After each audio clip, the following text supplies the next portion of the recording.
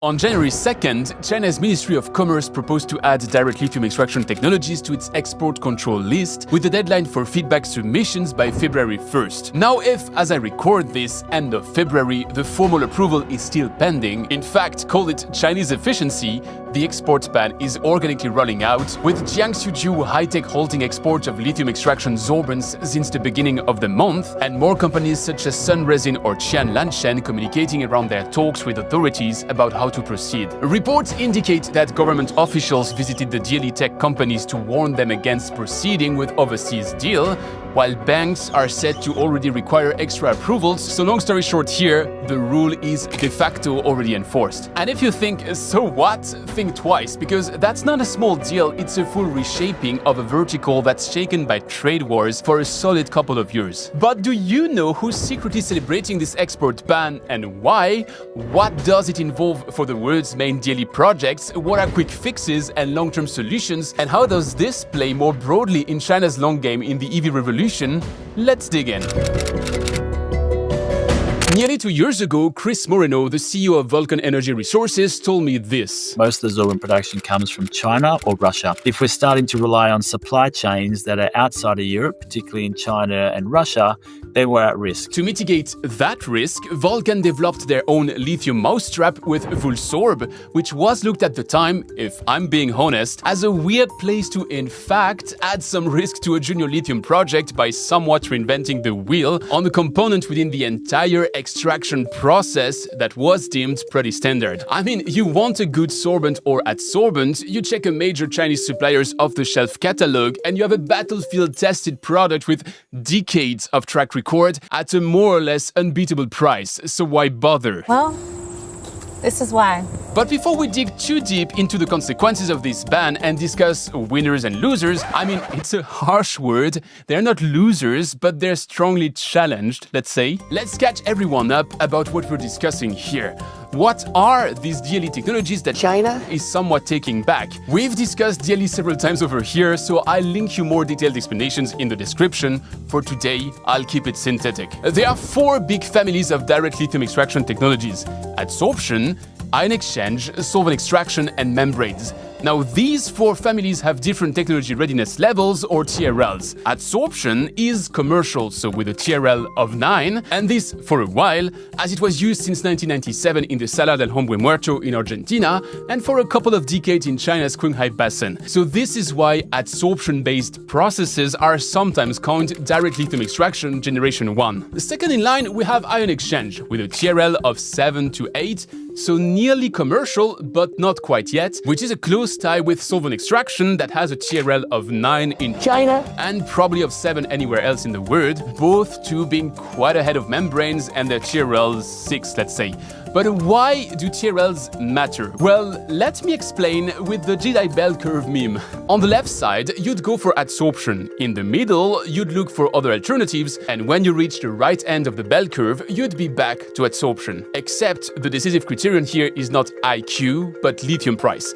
When the price is low, you want to go with what's the most de-risked and industrialized to optimize your cost sheet, and you go with the highest TRL, so adsorption. Then, when the price rises, you start looking for a DLE that's more optimized for your lithium source. It might consume less water, it might be more energy efficient, it might simply work better, and so you go for ion exchange, solvent extraction, or membranes. But if the price starts getting stupidly high, well, a new element kicks in, FOMO, or fear of missing out. Would you really risk not producing and selling in a dream market because you try to be sustainable, or to maximize your output? No! What's sold is sold, and the cash is better on your bank account than on the one of your competitors, so you're back to the highest TRL and to adsorption. Now, look at the actual price curve of lithium over the last 5 years. What do we see?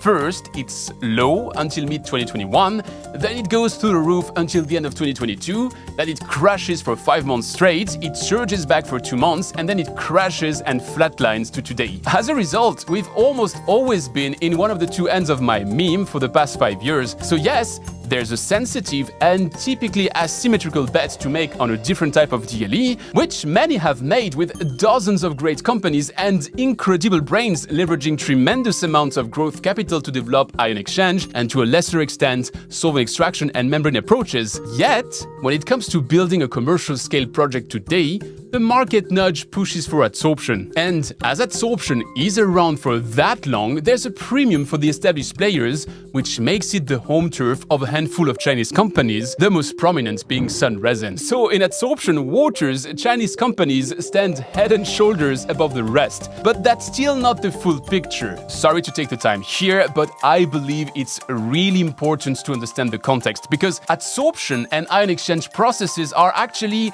not that different from a hardware standpoint. Indeed, they both use sorbent materials. In an adsorption process, lithium adsorbs on the surface of the sorbent material and you recover it by backwashing it with water. Meanwhile, in an ion exchange process, lithium ions are exchanged on a sorbent material with other ions and you recover the lithium by stripping the sorbent with an acid solution. In the first case, the sorbent will be alumina-based. In the second case, it will be manganese or titanium-based, but it's still a solvent. Now, even if I'm making lots of shortcuts here, sorry about that, but I want to come to the point before I bore you out.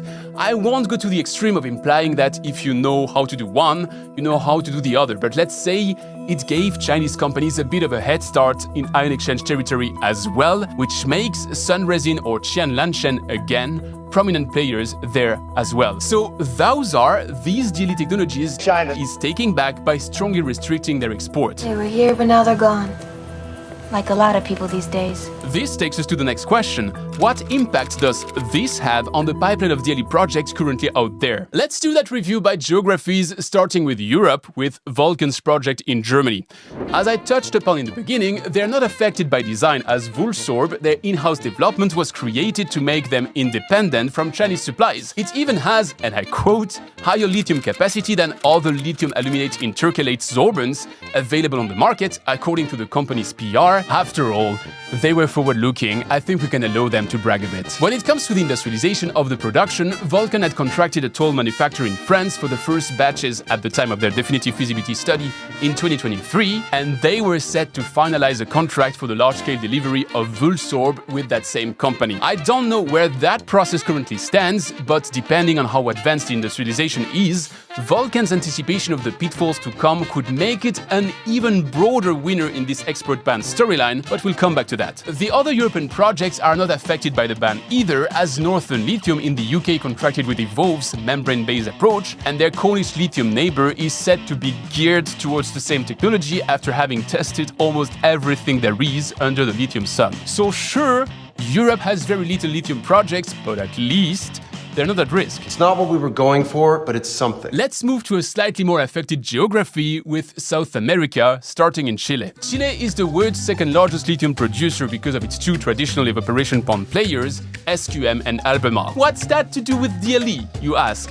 Well, under the country's new national lithium strategy, they are now asked to ramp up their lithium production capacity at constant water impact, which involves intensifying the production process with DLE. Even though still in very early steps, the two DLE programs of the Atacama Giants are pretty similar and involve arranging a kind of battle royale of a broad selection of DLE players, amongst which very probably Sunresin and Qianlanshen. So the two dropping out might have some kind of impact, but in that early stage R&D, it shouldn't be too much of a damage. Interestingly though, SQM's second largest shareholders is the Chinese Tianqi, who holds 22% of the company, so that may be a case for notarized technology export, as it is somewhat China for China. But again, SQM itself, having shares in a solvent extraction DLE company with Adionics, they may not need to look much further. Still in Chile, the picture is different for the leading junior miner, as Cleantech Lithium, that develops 3 projects in Laguna Verde, Francisco Basin and Liamara, had piloted with Sunresin and contracted with Lanshen for its full scale, and now all of that sounds pretty much in trouble. Other juniors should be safe, while also being much less advanced. If we now look on the other side of the Andes, Argentina presents a contrasted and interesting picture. First, we have the recently commissioned Eramet plant in Centenario Ratones that builds on French technology. What better base than that, right? So they're safe from the export ban, and you can discover more about that project by watching my deep deep dive I'm linking you right here. Then the Catchy project is also on the safe end, as it builds on Lilac Solutions ion exchanger, so a US-based technology. But we then have a list of lightly affected projects with Zijin's Tres Quebradas, Tibet Summit's Los Angeles, Zhang's Diablillos, or Hanak's Doncella. Yes, these projects heavily involve Chinese DLE technology, but they are also led by Chinese project companies, so it's the typical blueprint of China. from China.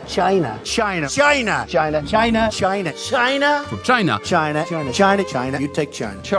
China. I love them. China. It will slow them down a little bit as there will be administrative formalities to complete, but I don't see a word where they don't get their export approval. Then I have a question mark around the Rincon project, because on the surface of things, they're fully safe, as the project leverages one of its historic assets, a specific DLE adsorbent developed by Rincon Mining in partnership with the Australian Nuclear Science and Technology Organization, and the technology was part of the deal when Rio Tinto acquired the project in 2022. But my question mark is the following. Owning a recipe and the capacity to build it in small batches is one thing. What is or was their plan to do it full scale? Could it be a partnership with a country that has that industrial capacity, which brings us back to China. Don't get me wrong, I'm speculating here, but the reason I do is that Rio Tinto also invested in Electralit, an Australian extended DLE player, with plans to pilot their technology at Rincon. So are those two separate news, or is the export ban somewhat coming in the way of the original plan? I don't know, but I'd be curious to know. There's a last segment of Argentinian player to cover, and it's all the micro-cap junior mining companies such as Spay Resources, AES Resources, Liberty One, or even if a bit larger, Lithium Energy's Solaros project. What those have in common is that they made the supply of proven Chinese skids an asset of their projects with Beyond Sun Resin and Qianlanshen companies like Hanxi. And it's not clear if they all have a path to the light without that Chinese argument. But let's now change continent again and move to North America, because I suspect that's what you were waiting for, right? Yes, we did. And I'm sure you want to hear what that means for US projects, right? Absolutely, we do. So let's start with Canada. You son of a... Sorry, watch time matters, and while I'm at housekeeping, I'd welcome your support with a click on the subscribe and or like button.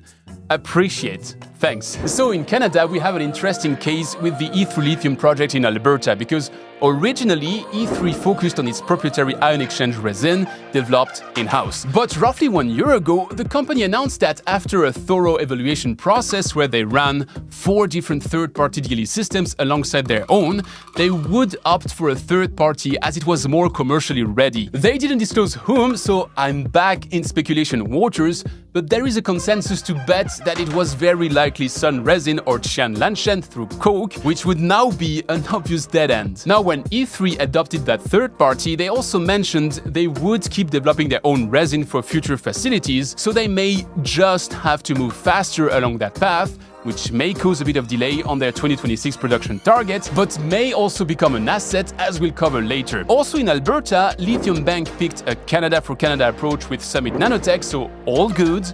They're safe from the ban. Meanwhile, in Saskatchewan, the picture is a bit different from Prairie Lithium. Indeed, they may sound safe, as their technology stack should come from Coke Technology Solutions under the LePro badge, but that story is a little bit more complex, as we'll see in covering the US.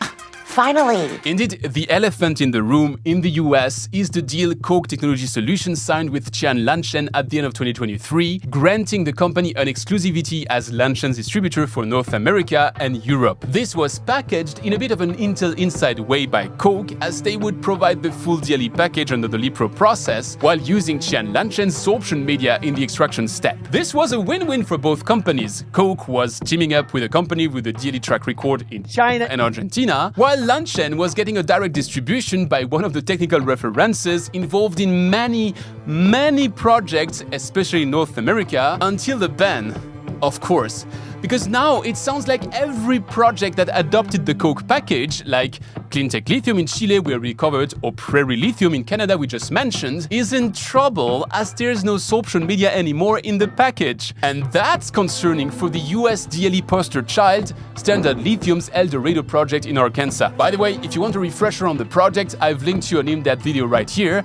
But in short, Standard Lithium's pivoted from an in-house technology to Koch's Lipro in 2023. The move was probably facilitated by the fact that the two companies have close ties, as Koch is an investor in Standard Lithium since 2021. But the somewhat bigger problem is that the ban comes right in the middle of Standard's process to going full scale, as they already have one column built and very successfully operating, and many more to come between the El Dorado first site and their Smackover Lithium joint venture with Equinor at the Southwest Arkansas site. And what puts them a bit more in trouble than most of their colleagues is the level of advancement of Standard Lithium's project. Their Arkansas neighbors of ExxonMobil and Tetra Technologies may very well have similar intentions at this stage, but being further away from their actual starting, they have plenty of time to change their minds. Standard Lithium, on the other hand, is in advanced engineering of its plant and would rightfully see it as a major setback to have to return to the drawing board for something as set in the stone as their DLE technology. So what they would need at this stage is a drop-in replacement that one-to-one has similar properties than Qian Lanshen's material, or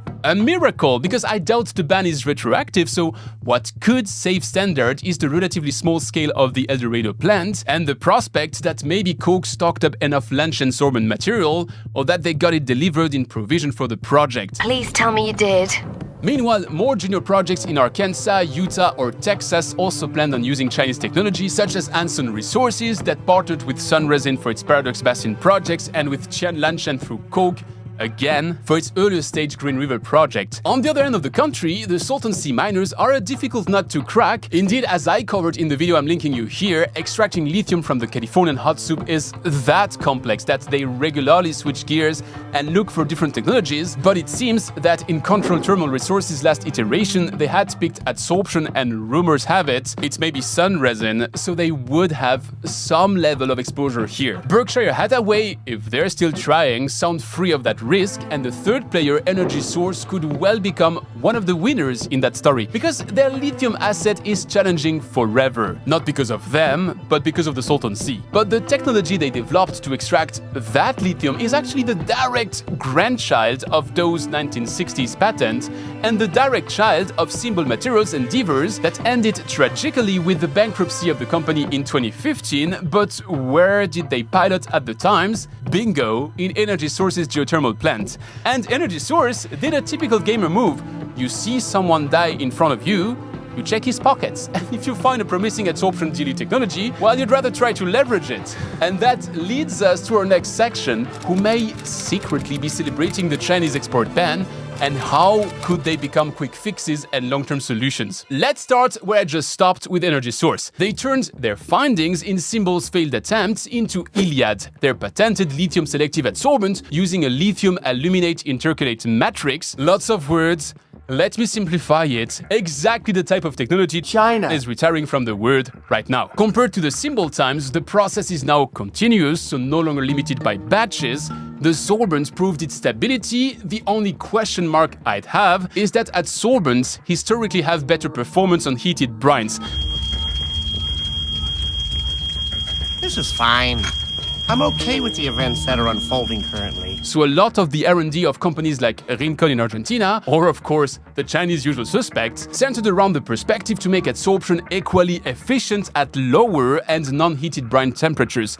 But would an Energy Source have that nudge when their flagship project features hot brines?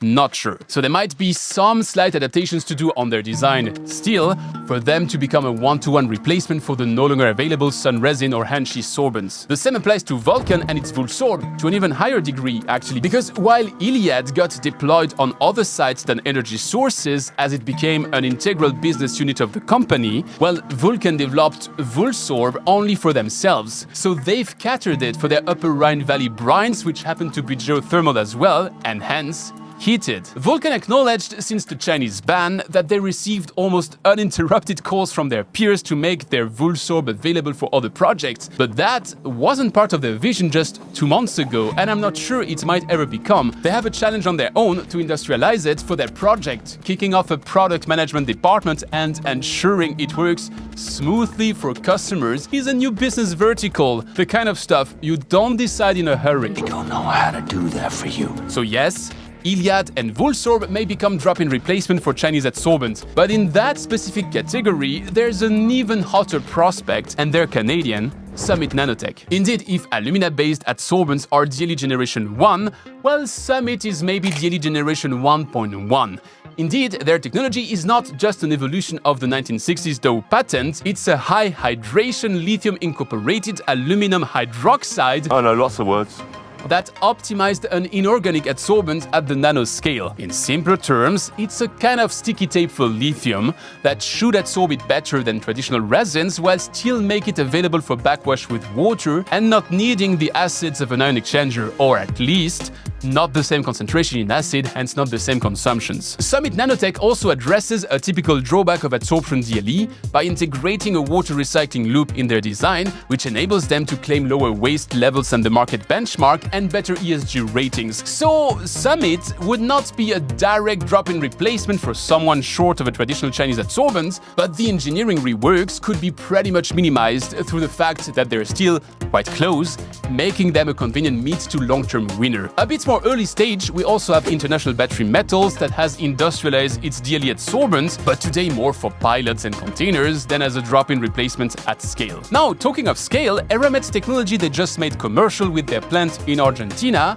doesn't have the caveat I mentioned with Iliad and Vulsorb, as it doesn't require brines to be heated. It doesn't have the other caveat I mentioned with Summit in the sense that it has not superior ambitions. It's more of a traditional Generation 1, so it could become a drop-in replacement wherever that Generation 1 has been retired from China. But similarly to Vulcan, Eramet is a mining company, so do they have the ambition to productize their sorbent material and make it available to what's their competition? After all, it might be doubtful. So those would be the short-term fixes for adsorption, but more could be unlocked if there's a will. Think of Standard Lithium's Eldorado project. It's not a greenfield in the sense that Standard Lithium piggybacks on an existing bromine extraction plant from brines operated by Lanxess. And Lanxess has a financial and contractual interest in Standard Lithium succeeding with the lithium extraction step. Meanwhile, Lanxess manufactures resins for water treatments, so how much of a stretch would it be for a sorbent material specialist to industrialize a specific sorbent materials recipe catered to adsorption DLE? I guess if someone brings in the right patent and the right experience, it would be pretty doable. And what's true for Lanxess is also true for DuPont Water Solutions or Purolite/Ecolab. None of those are ready off the shelf, but if a Department of Energy in the US gives them the right nudge, I don't see that taking too long to be initiated. We'll do it right now. Now that's for adsorption. You'll see that the picture is slightly different for ion exchange. Indeed, there the Chinese technical domination is not as strong, and much more growth equity has been poured in developing compelling alternatives when not simply better options. Lilac Solutions, backed by Breakthrough Energy Ventures, builds upon an inert ceramic bead substrate to provide high lithium extraction yield while keeping water use low. They have their demo plant in Cachi, Argentina, and their own lithium endeavors at Paso de Jama, Argentina as well. They've been involved in Utah's Great Salt Lake and California's Salton Sea, and once again, they have deep pockets, especially since they raised $145 million last year. E3 Lithium, I touched on earlier for their struggles, having switched from their in-house solution to an unnamed, proven one that's probably Sun Resin or Lanshan, never gave up on their own tech, so refocusing over it could make them a drop-in replacement for themselves. Sure, but also others. They have produced several tons of their resin with a third party when they piloted in Alberta, and they can boast being designed for a specific low concentration brine given their produced water focus. Still in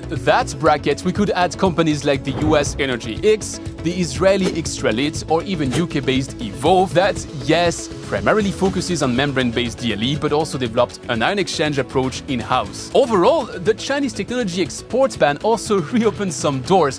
While many had accepted existing technologies to be good enough and settled for adsorption, this unexpected shake-in will give a new opportunity to quantity of very promising DLE. So maybe just for that, the Chinese authorities have to be thanked. I love them. China. Which leads to the last topic I'd like to cover today. Why? Why did China take back the technologies it had so heavily pushed? Wouldn't it be detrimental to Sun Resin or Tianlanshen? Because we're speaking of several $100 million deals that they have to turn down. And the answer is obvious. Yes, it is detrimental. And yes, Sunresin, Hanxi or Tianlanshen will suffer. But is it detrimental to Nvidia to not be allowed to sell its best graphic cards in China? Yes. In a trade war, some will be wounded, and don't get me wrong, I'm not crying for Nvidia. What's at play here is EV revolution dominance. Today, China controls the lithium value chain with 60 to 80% of the world's lithium refining capacity. So today, China sells lithium. But when you look at their strategic plans, that's not even the midterm goal. More and more, they want to switch to selling batteries. And they won't sell batteries for long because what they really want to sell is cars.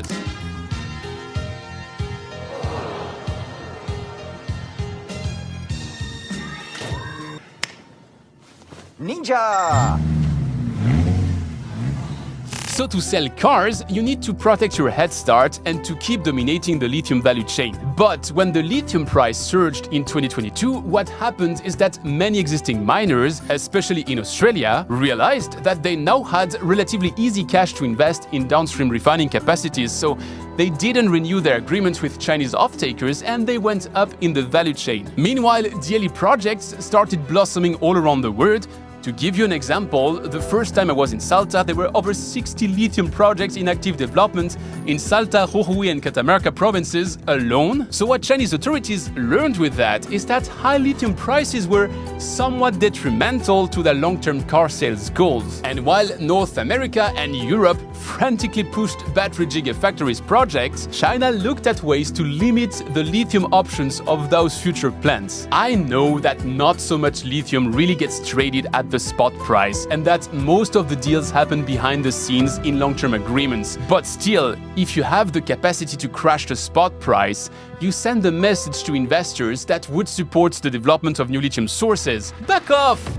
It's not profitable. The reason I tell you all of that is that Chinese authorities already proved in that process that they would be ready to wound Chinese companies if that's for the greater good of the country's strategy. Some of you may die, but it's a sacrifice I am willing to make. Today, a lithium miner like Ganfeng Lithium burns hundreds of millions of cash a year to keep the lithium prices down. They could shut down mines or reduce production to allow the spot price to return to a somewhat more healthy level. Instead of what, they keep posting losses quarter after quarter. Have they become stupid? No. Absolutely not. But that's the right thing to do for their off-takers, as it gives Chinese battery manufacturers a price edge in the upcoming EV wars. So the DLE technology export ban is just step 2 of that same plan. When it became evident that most of the countries in the world were ready to pay a reasonable premium for locally sourced lithium resources, exactly for that reason of wanting to keep the full EV vertical alive, China pulled the other string it had in hand, retiring the battle-tested DLE technologies from the equation, hence aiming at slowing the efforts down. Will it work to slow them down? Yes, probably, even though they were already quite slow with the abnormally low lithium spot price. But is it a long-term great idea?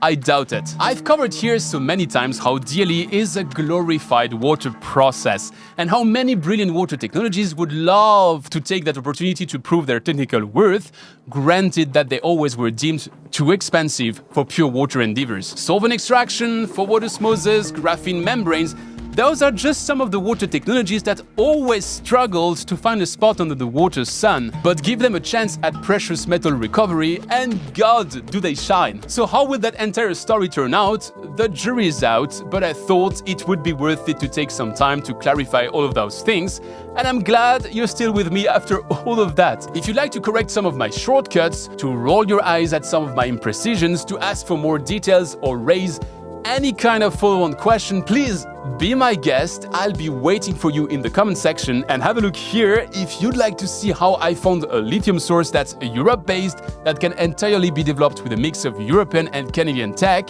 and would solve a decades-long environmental hazard. And I'll see you next time.